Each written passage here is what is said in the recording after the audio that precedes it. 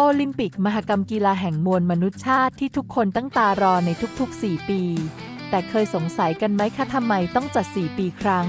EP นี้ขอพาทุกคนไปหาคำตอบที่ต้องย้อนกลับไปสู่จุดแรกเริ่มของโอลิมปิกที่เริ่มต้นขึ้นในสมัยกรีกโบราณนั่นเองค่ะ โอลิมปิกในยุคแรกนั้นต้องย้อนไปไกลถึง 776 ปีก่อนคริสตกาลในสมัยกรีกโบราณโอลิมปิกได้รับการจัดขึ้นเพื่อเป็นเกียรติแด่เทพซูสเทพเจ้าสูงสุดของชาวกรีกนั่นเองโอลิมปิกนี้มีชื่อมาจากคำว่าโอลิมเปียสซึ่งเป็นหน่วยนับเวลาของกรีกโบราณเป็นช่วงเวลา 4 ปีด้วยกันกีฬาโอลิมปิกในยุคนั้นจึงจัดขึ้นในทุกช่วงเริ่มต้นของโอลิมเปียสหรือทุกๆ 4 ปีนั่นเองค่ะโอลิมปิกในยุคโบราณมีการจัดขึ้นอย่างต่อเนื่องมากกว่า 1,000 ปีเพื่อเฉลิมฉลองคล้ายการฉลองปีใหม่ของชาวกรีกโบราณโดยเน้นการแข่งกีฬาประเภทกรีฑาที่ใช้พละกำลังเป็นหลัก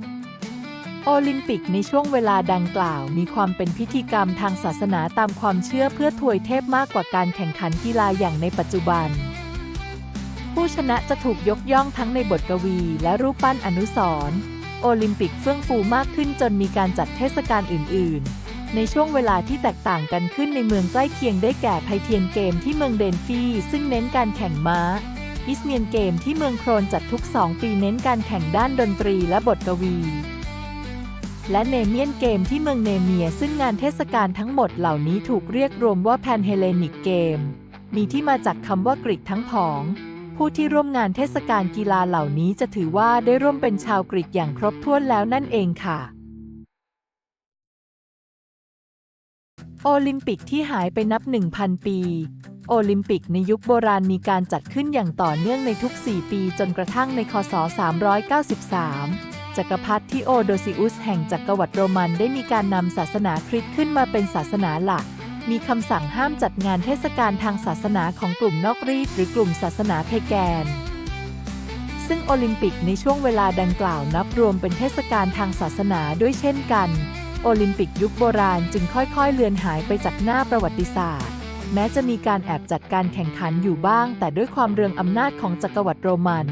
ที่มีแนวทางการปกครองตามศาสนาคริสต์นิกายคาทอลิกที่เข้มงวด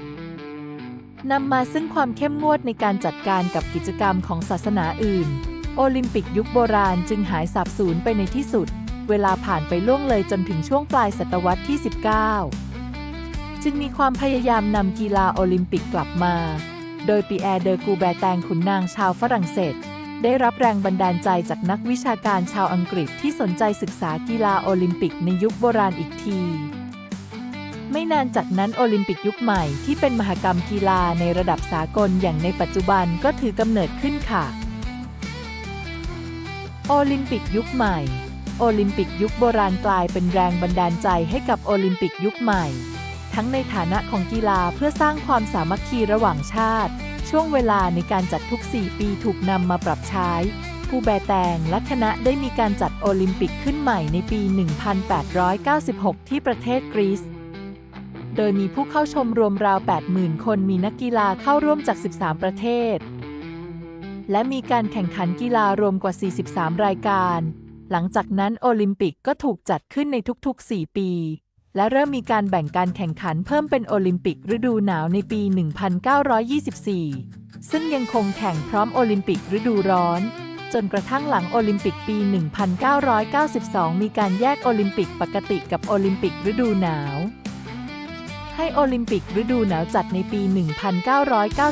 1994 สลับกับโอลิมปิกในปี 1996 และจัดทุก 4 ปีสลับกันไปที่ผ่านมาโอลิมปิกยังคงจัดขึ้นในทุก 4 ปีค่ะมีช่วงที่เว้นห่างไปบ้างจากช่วงสงครามโลกหรือในช่วงการแพร่ระบาดของโควิด -19 ที่มีการเลื่อนการจัดงานแต่การจัดโอลิมปิกยังคงอยู่และยังคงเป็นมหกรรมกีฬาที่สืบทอดประวัติศาสตร์อันยาวนานของมนุษยชาติที่ต้องการรวมกันเป็นหนึ่งและสืบทอดกันมาจนถึงปัจจุบันค่ะเริ่มมาจากโอลิมปิกที่ทำตามประเพณีโอลิมปิกโบราณ 4 ปีครั้ง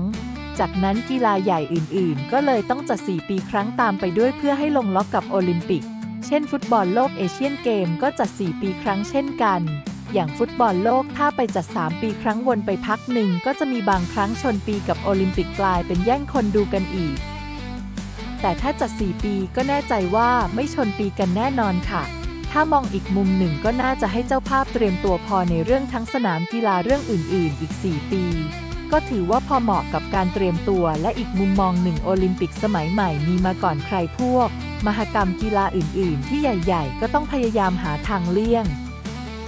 เพื่อไม่ให้ทับซ้อนกันนะคะและก็เป็นการเตรียมตัวของนักกีฬาประเทศต่างๆที่เข้าร่วมด้วยค่ะ